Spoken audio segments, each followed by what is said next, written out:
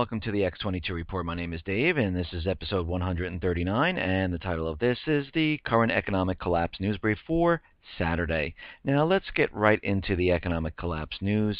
We're going to go to retail, and a lot of the retail stores are starting to come out with how they are doing, and we've heard from Walmart, we've heard from Costco, and we've heard from Office Max, and a lot of these stores are not doing as well as they thought they were going to do, especially in the back-to-school season, where for a lot of stores it's, they're selling a lot of clothes, and they're trying to make up for lost sales during the summer and leading into Christmas.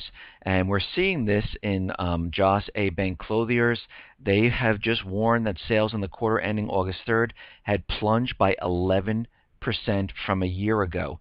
So we're seeing their sales go down. Nordstrom's, which, their aim is for middle class to upscale market, and they have knocked down their forecast, and they saying that the remainder of the year is going to be softer than anticipated. And another store, American Eagle Outfitters, chopped its outlook for second quarter earnings in half after confessing to crummy sales. And, we're starting to see this all over the place. And back in February, of course, we had the USA Today article that came out, and it listed again all those stores like Best Buy, Barnes & Noble, GameStop, Radio Shack, JCPenney, and we know JCPenney's really hurting right now. They are closing hundreds and hundreds of stores and laying off people. So we know something's happening. We see that the writing is on the wall, and if we're paying attention, we know that the economy is not doing as well as the U.S. government and the Fed wants us to believe. And we're seeing this, and now this is out of Reuters, we are seeing that they're even reporting that U.S. mortgage applications have slipped despite a slight dip in the interest rate. And they were hoping that this slight dip would pump up more people to apply for mortgages, but they're seeing them actually decline. And then we have to look back. Why is this happening? Well, what do we know? We know that the unemployment numbers from the Fed and the government are fake because they manipulated them, recalculated them, created a whole new formula for them. And if we use the calculations prior to 1994, we're really looking at an unemployment rate of 23%, and they're showing 7.4%. But then again, they're counting people who are working part-time as full-time, and we realize that the United States is becoming a part-time employment country, and working part-time is not going to help you buy a home.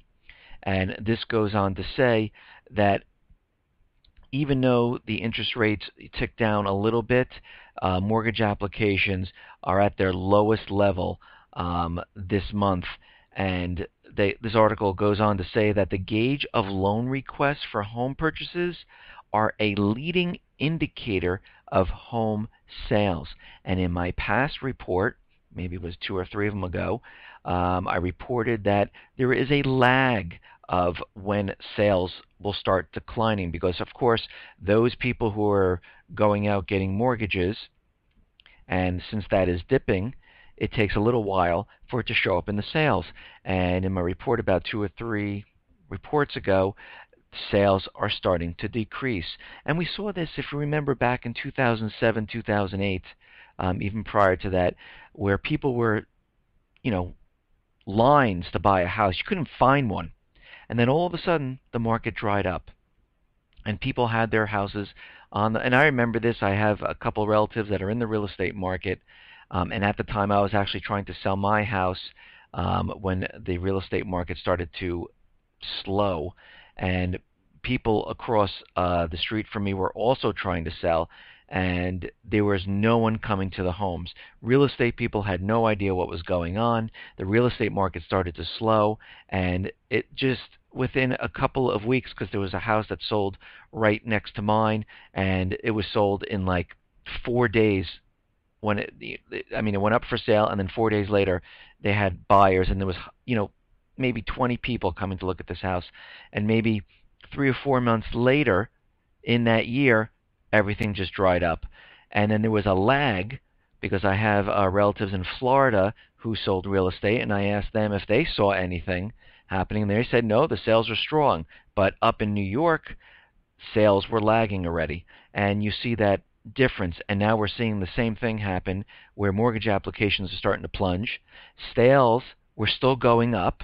And everyone's reporting that everything's great. You know, Obama was on his campaign telling everyone how great real estate is. It's on a rebound. You see it all over the mainstream media, and everything is fantastic. Unemployment's coming down. And this is the big build-up for what's coming this fall. Okay. Now, there was a warning that in Heathrow, in London's Heathrow Airport, that breast implant bombs are being reported and going to be used on airlines. And the UK officials, over fears of this, have put the airport on high alert. And this goes on to say that UK experts said there is evidence that Al-Qaeda could go after flights out of London. These implants are special, officials added, and they're saying that they're attaching it or inserting it into women's breasts in their implants. And I think we're just getting a little out. I think they're just struggling to make it seem like that everyone needs to be searched, patted down, controlled. And, the U.S. government even came out that they know about this, and this is why the TSA has ramped up their security of patting down people, feeling them up, taking control of the situation. And it goes on to say that there's a real great threat from Al-Qaeda, and they're very worried because these bombs are undetectable, and there might be something happening in any one of the airports anywhere throughout the world, and everyone should be concerned about this. And this seems like, and who knows, maybe something will happen, but again, we know that this is all planned to scare everyone, to put everyone into fear so they have more control over the people. Okay. Now, a couple reports ago, I reported on Lebanon, where the Al-Qaeda terrorist from Syria blew something up in Beirut, and now it's coming out that the Sunni leader says Hezbollah leading Lebanon into Syria fire. And what we're seeing now is that this paid CIA Al-Qaeda terrorist paid mercenary rebel group is trying to bring the fight to Syria, because what has happened is that Assad is pushing everyone back. The paid mercenaries, the rebels, they are winning. The U.S. government, Israel, central bankers have no idea what to do. So what did they do? They put out this terrorist threat, one, to show why the agencies are relevant about spying and listening to chatter. But again, what terrorist organization would use phones? Or now they're saying they caught this on a chat room. Seriously? No, they would do this with encrypted code, or not even use the phone or internet or any of those type of communications. So they're full of it. I mean, that is the most ridiculous thing I've ever heard of, that they discuss this in a chat room. Now, and they're going. What happened is the terrorist threat locked down the Middle East. They needed to scare everyone. They had to show that Al Qaeda is the threat, and they had to put everyone on alert to make this look really serious. And so this way, the U.S. government, who is training thousands of soldiers along with other countries to establish a no-fly zone in Syria, which means boots on the ground, but U.S. can't do it, and they can't send the soldiers in because Russia and China back Syria. But in the long run, it's really not going to matter, because if the central bankers don't get their way and get the U.S. dollar as the reserve currency in Syria and in Iran, they will start and go in there anyhow, and we will have World War III. Now, to prove that the Syrian people do not have chemical weapons. Russia wants an unbiased UN inquiry into Syria chemical weapons, and Syria is saying that we have nothing to hide. Come on in and take a look, and we will show you that we haven't done anything, and it was the rebels. And we know that something is building out in the Middle East because of all what's happening. And also that Dempsey has come out to say, and we have to remember, and I reported on this before, that there was military assets being shipped over to Jordan for a drill. Dempsey finally came out that saying that all the stuff that's in Jordan will stay because that the mission is to help the kingdom contain the fallout from Syria's war, and it would likely last for years. And the U.S. military has roughly 1,000 troops stationed in Jordan at this time. Now, yesterday I spoke about how the economic collapse has begun, and what we are seeing happen is that the war is escalating. Israel is asking for more military aid in the agreement signed back in 2007. We've already paid Israel for to help out with their military $30 billion, and now they want more. Why do they want more? Because they know war is coming, and they have to beef up their military. That's for sure. Now, this whole terrorist threat that was locked down in the Middle East was for many different reasons. Again, I'll repeat myself here. It was to show that these spying agencies are relevant, to scare the American people and the world, and to lock down the Middle East and start the war with Syria. And what we're seeing is that the U.S. airstrikes in Yemen are still going on, and they are aimed at controlling the resources in Yemen. We have to remember that it's the choke point for the Gulf of Aden. They want to control the oil supplies, and they are bombing so-called people who are against this. They're not terrorists. They are people who do not believe that the U.S. government, Israel, Western central bankers should be in this country. And this goes on to say, a political analyst says the United States drone strikes in Yemen are aimed at terrorizing the nation in order to get the upper hand on the country's oil resources and military bases. And they're killing people that have nothing to do with anything. They're just civilians. But again, the U.S. government never comes out and tells you that's what they're doing. And they don't have a problem killing these people. Why? Because they need to take control of the Middle East. That's all they care about. All they care about is getting into Syria, then Iran, taking all these countries, making them use the U.S. dollar as the reserve currency, implementing a Western central bank. That is it. This is why all our troops are out there. It's not for religious reasons. It's not for anything else. The religion is money. The religion is oil. The religion is they want control of everything, and they will go down fighting to the very end.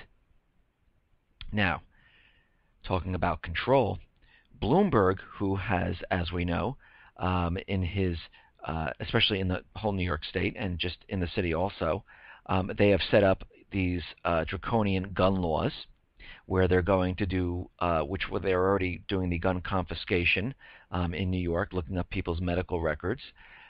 We know that they have the program, if you suspect someone having a illegal gun, report them and we'll give you $500 with no evidence whatsoever. They'll just start an investigation. So if you see something, say something. Tell on your neighbor.